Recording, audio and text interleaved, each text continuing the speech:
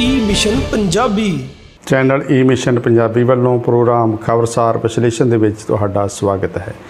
ਪੰਜਾਬ ਦੀ ਸਿਆਸੀ ਤੇ ਪ੍ਰਸ਼ਾਸਕੀ ਫਿਜ਼ਾ ਦੇ ਵਿੱਚ ਹਾਲੇ ਦਿੱਲੀ ਮਾਡਲ ਦੀ ਚਰਚਾ ਠੰਡੀ ਨਹੀਂ ਹੋਈ ਕਿ ਹੁਣ ਪੰਜਾਬ ਦੇ ਧਾਰਮਿਕ ਗਲਿਆਰਿਆਂ मतलब कि श्रोमणी गुरुद्वारा प्रबंधक कमेटी ਦੇ ਵਿੱਚ ਵੀ ਦਿੱਲੀ ਮਾਡਲ ਦੀ ਦਸਤਕ ਪੈਣ ਲੱਗੀ ਹੈ। ਇਹ ਚਰਚਾ ਘੰਟਾ ਦਰ ਘੰਟਾ ਅੱਗੇ ਵਧਣ ਲੱਗੀ ਹੈ।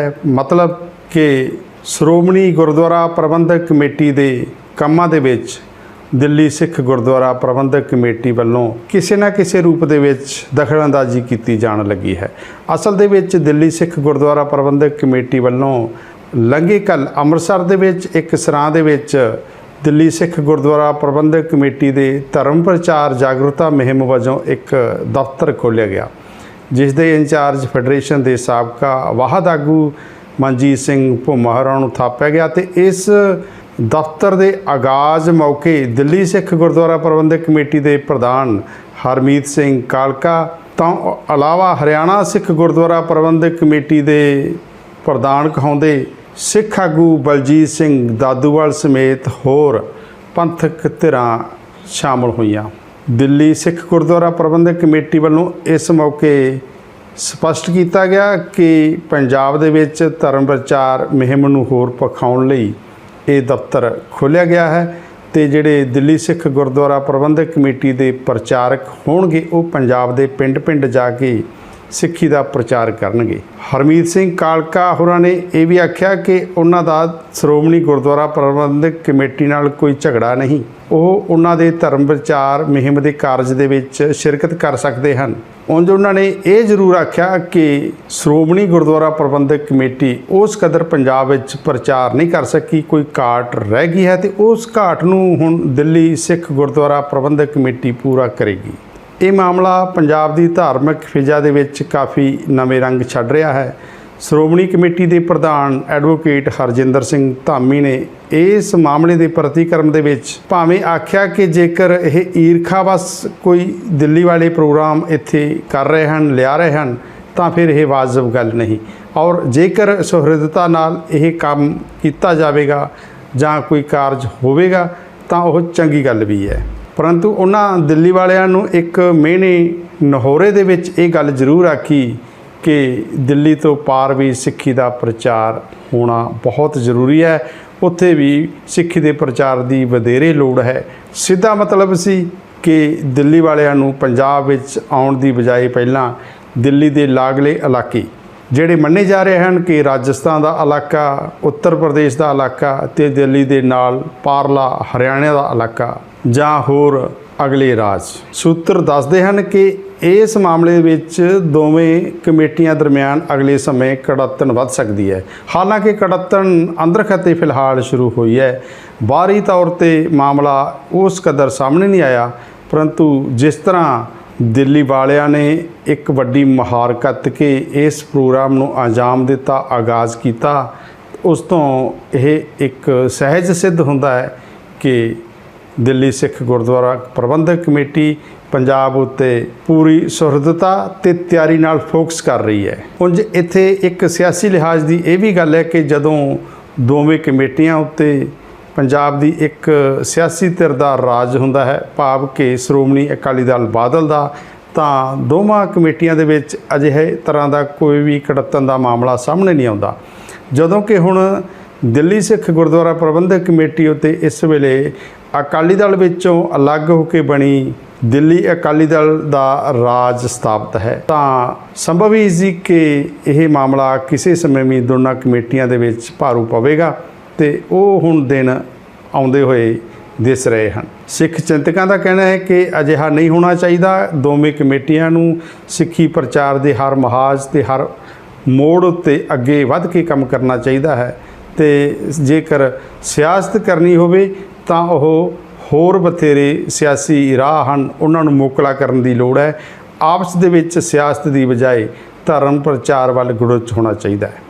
ਅਸਲ ਦੇ ਵਿੱਚ ਸ਼੍ਰੋਮਣੀ ਗੁਰਦੁਆਰਾ ਪ੍ਰਬੰਧਕ ਕਮੇਟੀ ਦਾ ਆਪਣਾ ਦਾਇਰਾ ਓਵਰਆਲ ਇੰਡੀਆ ਹੈ ਤੇ ਕਈ ਰਾਜਾਂ ਦੇ ਵਿੱਚ ਇਸ ਦੀ ਚੋਣ ਹੁੰਦੀ ਹੈ।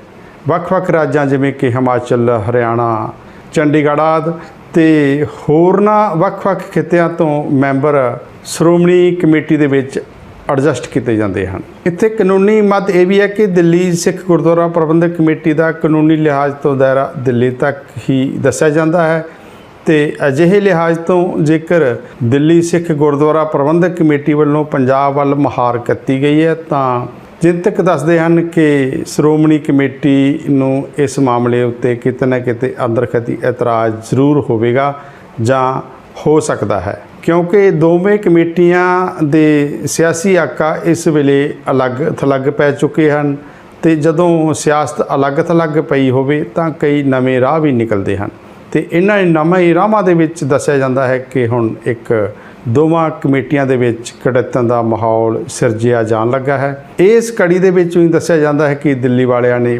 ਅੰਮ੍ਰਿਤਸਰ ਦੇ ਵਿੱਚ ਦਫ਼ਤਰ ਖੋਲ੍ਹਣ ਦੀ ਇੱਕ ਕਵਾਇਦ ਆਰੰਭੀ ਹੈ। ਹਾਲਾਂਕਿ ਅੰਦਰਖਤੀ ਇਹ ਮਾਮਲਾ ਭਾਵੇਂ ਸਿਆਸਤ ਦੇ ਕਿਸੇ ਵੀ ਮੋੜ 'ਤੇ ਗਿਣਿਆ ਜਾਂਦਾ ਹੋਵੇ, ਪਰੰਤੂ ਓਪਨਲੀ ਉੱਪਰਲੇ ਤੌਰ 'ਤੇ ਇਹ ਸਿੱਖੀ ਪ੍ਰਚਾਰ ਦਾ ਹੀ ਹਿੱਸਾ ਹੈ ਤੇ ਸਿੱਖ ਚਿੰਤਕਾਂ ਦਾ ਇਹ ਵੀ ਕਹਿਣਾ ਹੈ ਕਿ ਸ਼੍ਰੋਮਣੀ ਕਮੇਟੀ ਨੂੰ ਵੱਡੇ ਦਿਲ ਨਾਲ ਦਿੱਲੀ ਵਾਲਿਆਂ ਨੂੰ ਗੱਲ ਲਾਉਣਾ ਚਾਹੀਦਾ ਹੈ। ਹੁਣ ਅਗਲੇ ਸਮੇਂ ਵੇਖਿਆ ਜਾਵੇਗਾ ਕਿ ਸ਼੍ਰੋਮਣੀ ਕਮੇਟੀ ਦੇ ਗਲਿਆਰਿਆਂ ਦੇ ਵਿੱਚ ਦਿੱਲੀ ਮਾਡਲ ਕਿੰਨਾ ਕੁ ਭਾਰੂ ਪੈਂਦਾ ਹੈ। ਇਹਦੀ ਚਰਚਾ ਅੱਗੇ ਵਧੇਗੀ ਜਾਂ ਕੋਈ ਵੱਡੇ ਆਗੂ ਵਿੱਚ ਪੈ ਕੇ ਇਸ ਮਾਮਲੇ ਨੂੰ ਸਿੱਖੀ ਪ੍ਰਚਾਰ ਤੱਕ ਹੀ ਸੀਮਤ ਰੱਖਣਗੇ। ਦਿੱਲੀ ਮਾਡਲ ਦੀ ਆਪਾਂ ਗੱਲ ਕਰ ਰਹੇ ਹਾਂ ਤਾਂ ਅਗਲਾ ਆਪਾਂ ਜ਼ਿਕਰ ਜਿਹੜਾ ਕਰ ਰਹੇ ਹਾਂ ਉਹਦੇ ਵਿੱਚ ਵੀ ਦਿੱਲੀ ਮਾਡਲ ਦੀ ਇੱਕ ਚਰਚਾ ਕਿਤੇ ਨਾ ਕਿਤੇ ਘਰ ਕਰੀ ਬੈਠੀ ਹੈ। ਪੰਜਾਬ ਦੇ ਅੰਦਰ ਗਜ਼ਟਡ ਤੇ ਹੋਰ ਉੱਪਰਲੀਆਂ ਅਸਾਮੀਆਂ ਦੀ ਭਰਤੀ ਲਈ ਮਤਲਬ ਕਿ SDM DSP ਵੱਖ-ਵੱਖ ਵਿਭਾਗਾਂ ਦੇ SDO ਜਾਂ ਹੋਰ ਉੱਚ ਅਧਿਕਾਰੀ ਤਹਿਸੀਲਦਾਰ ਵਗੈਰਾ ਦੀ ਭਰਤੀ ਲਈ ਸੰਗਠਿਤ ਢਾਂਚਾ ਪੰਜਾਬ ਪਬਲਿਕ ਸਰਵਿਸ ਕਮਿਸ਼ਨ, ਜਿਹਨੂੰ PPSC ਵੀ ਕਿਹਾ ਜਾਂਦਾ ਹੈ, ਉਸ ਬਾਰੇ ਪੰਜਾਬ ਸਰਕਾਰ ਨੇ, ਪੰਜਾਬ ਦੀ ਭਗਵੰਤ ਮਾਨ ਦੀ ਸਰਕਾਰ ਨੇ ਇੱਕ ਅਹਿਮ ਫੈਸਲਾ ਲਿਆ ਹੈ। ਮਤਲਬ ਕਿ PPSC ਦੇ ਜਿੱਥੇ ਪਹਿਲਾਂ 10 ਮੈਂਬਰ ਹੁੰਦੇ ਸਨ ਜਿਨ੍ਹਾਂ ਵਿੱਚ ਕੁਝ ਸਰਕਾਰੀ ਤੇ ਕੁਝ ਗੈਰ ਸਰਕਾਰੀ, ਜਦੋਂ ਕਿ ਹੁਣ ਸਰਕਾਰ ਨੇ ਜਿਹੜਾ ਇੱਕ ਅਹਿਮ ਫੈਸਲਾ ਲਿਆ ਹੈ ਉਹਦੇ ਵਿੱਚ ਹੁਣ PPSC ਦੇ 5 ਮੈਂਬਰ ਹੀ ਨਾਮਜ਼ਦ ਹੋਣਗੇ, ਕਿਉਂਕਿ ਸਰਕਾਰ ਦੀ ਮਨਸ਼ਾ ਹੈ ਕਿ ਜਿਹੜੀ ਕਰਦਾਤਾਵਾਂ ਦਾ ਪੈਸਾ ਹੈ ਉਹ ਅਜਾਈ ਨਾ ਜਾਵੇ, ਉਹ ਪੰਜਾਬ ਦੀ ਭਲਾਈ ਉੱਤੇ ਖਰਚ ਹੋਵੇ ਤੇ ਅਜਿਹੇ ਏਜੰਡੇ ਹੇਠ ਤੇ ਇਸ ਏਜੰਡੇ ਨੂੰ ਦਿੱਲੀ ਮਾਡਲ ਦਾ ਏਜੰਡਾ ਵੀ ਦੱਸਿਆ ਜਾਂਦਾ ਹੈ। ਤਹਿਤ ਹੁਣ PPSC ਦੇ ਅਗਲੇ ਸਮੇਂ 5 ਮੈਂਬਰ ਹੀ ਹੋਣਗੇ।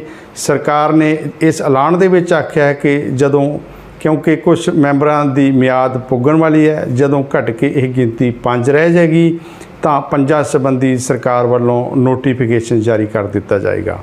ਇਹ ਸਰਕਾਰ ਦਾ ਇੱਕ ਬਹੁਤ ਹੀ ਚੰਗਾ ਫੈਸਲਾ ਹੈ ਤੇ ਇਸ ਮਾਮਲੇ ਦੇ ਵਿੱਚ ਜੇਕਰ ਇਹਨੂੰ ਦਿੱਲੀ ਮਾਡਲ ਵਜੋਂ ਅੱਗੇ ਲਿਆਂਦਾ ਜਾਵੇ ਤਾਂ ਵੀ ਸ਼ਾਇਦ ਕਿਸੇ ਨੂੰ ਇਤਰਾਜ਼ ਨਹੀਂ ਹੋਵੇਗਾ, ਕਿਉਂਕਿ ਸਰਕਾਰ ਨੇ ਇੱਕ ਵੱਡੀ ਨੇਕ ਨੀਅਤ ਦੇ ਨਾਲ ਇਸ ਨੂੰ ਲਾਗੂ ਕਰਨ ਦਾ ਤਹਈਆ ਕੀਤਾ ਹੈ।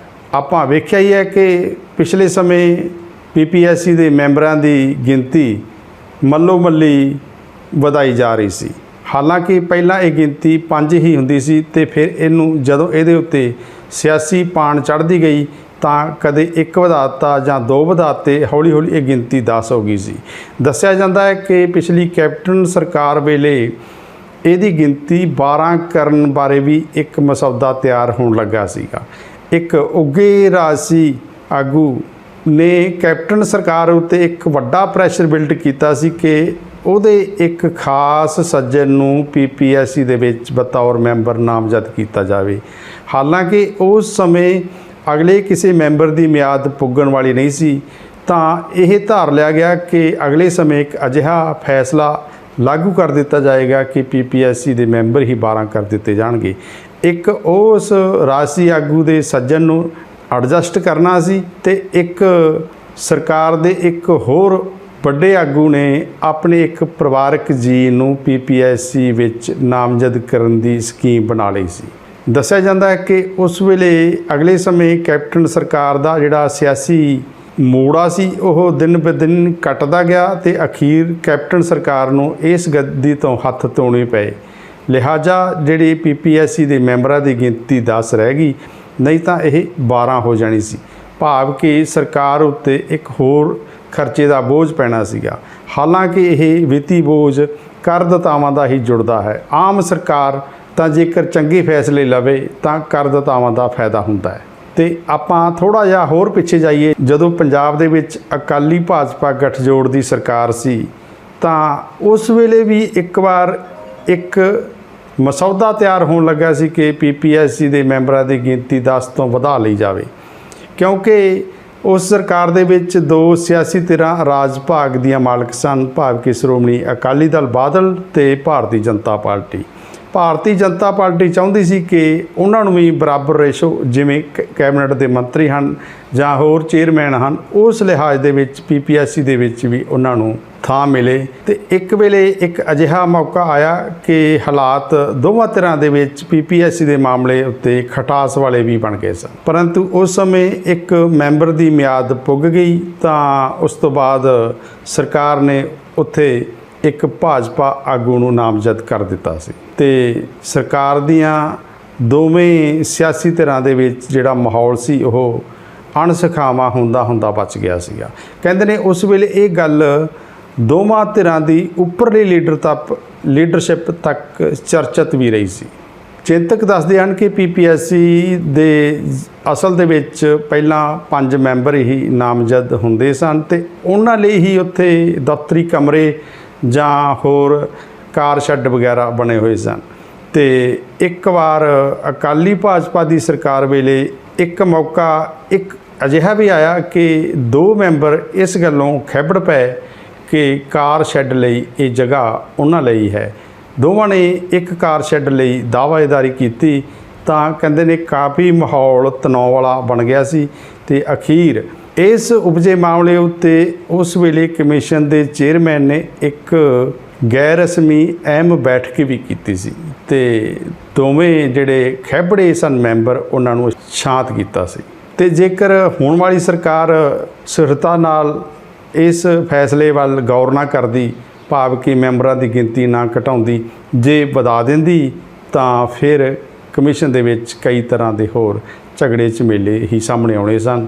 ਸਰਕਾਰ ਦਾ ਕਹਿਣਾ ਹੈ ਕਿ ਜਦੋਂ ਹੁਣ ਅੱਧੇ ਮੈਂਬਰ ਘਟਣਗੇ, ਜਿੱਥੇ ਕਰਦਾਤਾਵਾਂ ਦਾ ਫਾਇਦਾ ਹੋਵੇਗਾ, ਬਚਤ ਹੋਵੇਗੀ, ਉੱਥੇ ਨਾਲ ਹੀ ਕਮਿਸ਼ਨ ਦੀ ਕਾਰਗੁਜ਼ਾਰੀ ਦੇ ਵਿੱਚ ਵੀ ਚੰਗਾ ਪ੍ਰਭਾਵ ਬਣੇਗਾ। ਆਪਾਂ ਗੱਲ ਕਰ ਰਹੇ ਸੀ ਦਿੱਲੀ ਮਾਡਲ ਦੀ, ਸ਼੍ਰੋਮਣੀ ਕਮੇਟੀ ਤੋਂ ਲੈ ਕੇ ਕਮਿਸ਼ਨ ਤੱਕ। ਤੇ ਇੱਕ ਕਹਾਵਤ ਹੈ ਕਿ ਕਿਸੇ ਨੂੰ ਮਾਂ ਬਾਦੀ, ਕਿਸੇ ਨੂੰ ਮਾਂ ਸਵਾਦੀ।